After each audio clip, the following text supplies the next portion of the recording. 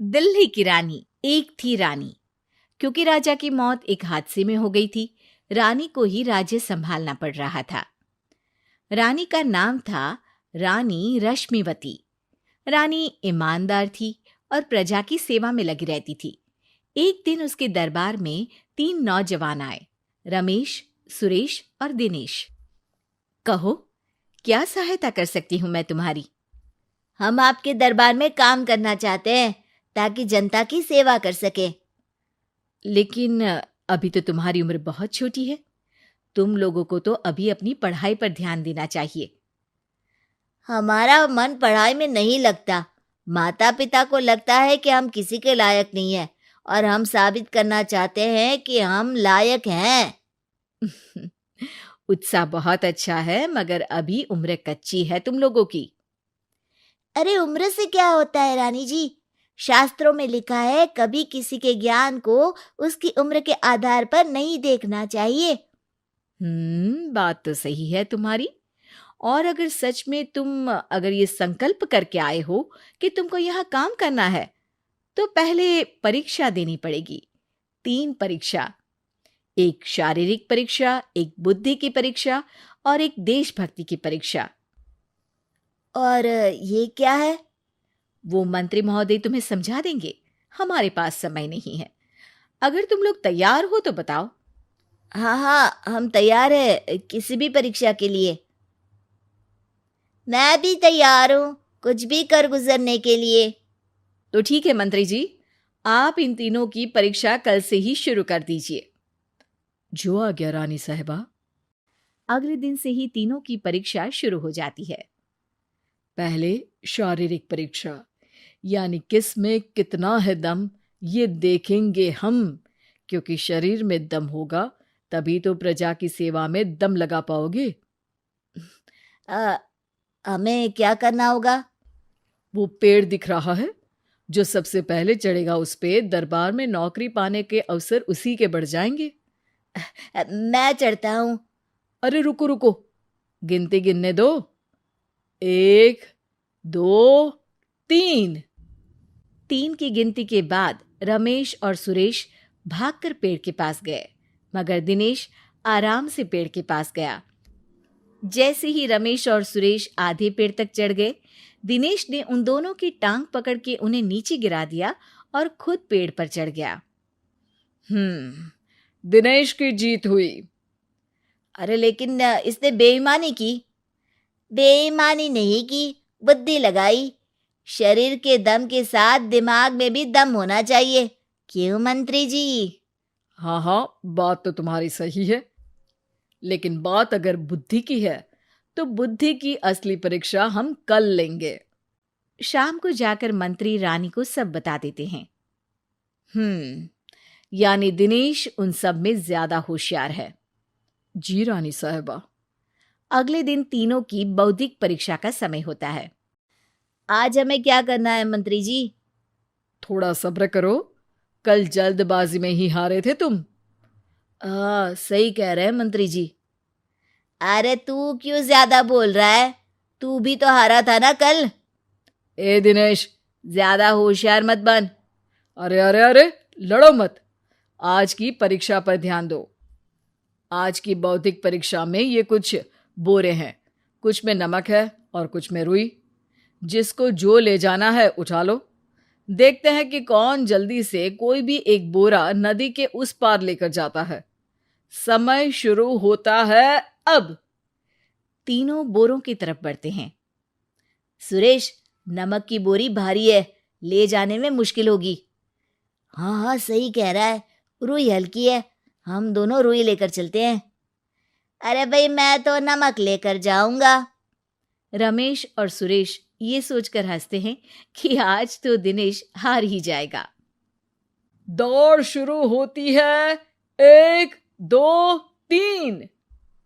तीनों नदी की तरफ भागते हैं। रुई में वजन कम होने के कारण रमेश और सुरेश आगे निकल जाते हैं और दिनेश थोड़ा पीछे। पर जैसे ही वो सब नदी में जाते हैं, दिनेश की बोरी का नमक गलने लगता है और वजन कम हो जाता है, जबकि रमेश और सुरेश की रुई में पानी भर जाता है और बोरी का वजन बढ़ जाता है। अरे ये इतनी भारी क्यों हो गई रमेश? अरे मुझे क्या पता, शायद जादुई बोरी है। अरे लगता है कि हम बेवकूफ बन गए। बने नहीं हो, तुम हो ही बेवकूफ। इतना तो पता होना चाहिए कि पानी में नमक गल जाएगा। दिनेश का पूरा नमक गल जाता है और बोरी खाली हो जाती है। वो जल्दी से रेस पूरी कर लेता है। इस परीक्षा के विजेता भी दिनेश ही हैं। उसने दिमाग लगाकर दिखा दिया कि वो बौद्धिक परीक्षा में भी रमेश और सुरेश से आगे है। अब कल तुम्हारी देशभक्ति की परीक्षा होगी, जो स्वयं रानी मां लेंगी। रात को फिर मंत्री रानी के पास जाकर बता देते हैं कि आज की परीक्षा में कैसे दिनेश ने अक्लमंदी दिखाई और बौद्धिक परीक्षा में भी उसी की जीत हुई। अरे वाह, दिनेश तो हमारे बहुत काम आ सकता है। हम उत्साहित हैं कल की परीक्षा के लिए। वो तो ठीक है रानी साहिबा, लेकिन हमने सुना है कि पड़ोसी राज्य का राजा आकाशदीप हमारे राज्य की सीमा में घुसपैठ कर रहा है। ये तो चिंता की बात है। हमें जल्द ही कुछ करना चाहिए। अगले दिन रमेश, सुरेश और दिनेश अपनी आखिरी देशभक्ति की परीक्षा के लिए दरबार में आते हैं। प्रणाम रानी साहिबा। नमस्कार रानी जी। प्रणाम रानी माँ। हमने तुम्हारी परीक्षा पर गौर किया। दिनेश आगे हैं। हम तुम तीनों में से किसी दो को ही दरबार में काम दे सकते हैं। किसी एक को आज जाना होगा। तो देशभक्ति की परीक्षा के लिए तैयार हो? पूरी तरह से। मैं तीनों से एक ही सवाल करूंगी। जिसका जवाब सबसे सही लगेगा उसे तो नौकरी मिल ही जाएगी। फिर दूसरे सबसे सही जवाब देने वाले को भी काम मिलेगा। आप लोगों का समय शुरू होता है अब। ज्यादा सोचने का समय नहीं होगा। जो मन में पहली बात आए उसका जवाब दे। तो सवाल ये है कि तुम इस मिट्टी के लिए क्या कर सकते हो? मैं इस मिट्टी को साफ रखूंगा। यहाँ के लोगों के भोजन की कमी को मैं पूरी करूंगा। मैं यहाँ के लोगों को गले लगा लगा के उनको खुशी दूंगा रानी माँ, और गरीबों के लिए घर बनवाऊंगा। मैं इस मिट्टी के लिए किसी की जान भी ले सकता हूँ रानी माँ। मंत्री, दिनेश को एक तलवार दो। जी रानी जी। दिनेश, पड़ोसी राज आकाशदीप की जान तुम्हारे हाथ में है। जाओ, अपना काम पूरा करो। आज रात को तुम उस पर हमला करोगे जब वो सो रहा होगा। दिनेश वहां से चला जाता है। रानी माँ, ये आपने क्या किया? अभी किया नहीं है मंत्री जी। आप आकाशदीप को संदेशा भिजवाओ कि पड़ोसी देश का एक कातिल रात को उन पे हमला करेगा और दिनेश को पकड़वा दो। अरे, ये आप क्या कह रही हैं? और क्यों कर रही हैं आप ऐसा? राजा को लगेगा कि हमने उसकी मदद की, उसकी जान बचाकर। वो हमारे राज्य का पीछा छोड़ देगा और हमारा एहसानमंद हो जाएगा। और दिनेश का क्या होगा? इस राज्य को दिनेश जैसे शातिर और लड़ाकू लोगों से ज्यादा जरूरत है ऐसे लोगों की, जो लोगों को खाना खिलाने की और खुश करने की बात करे। और ये गुण सुरेश और रमेश में है। इन्हें नौकरी दे दो।